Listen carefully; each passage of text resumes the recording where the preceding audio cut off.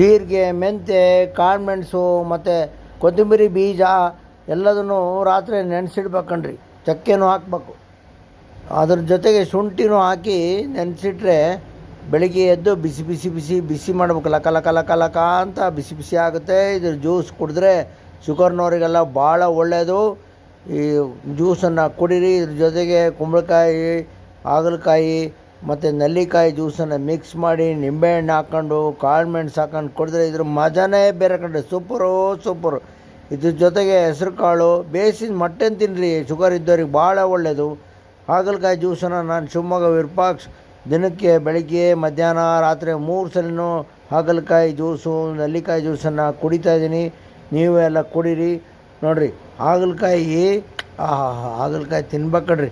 ಎಷ್ಟು proteins, vitamins, ಎಷ್ಟು ಶಕ್ತಿ ಬರುತ್ತೆ ರೀ. ಶಕ್ತಿವಂತರಾಗ್ತೀರಾ. 10 ವರ್ಷ ವಯಸ್ಸಲ್ಲಿ ಕಮ್ಮಿ ಆಗ್ತೀರಾ.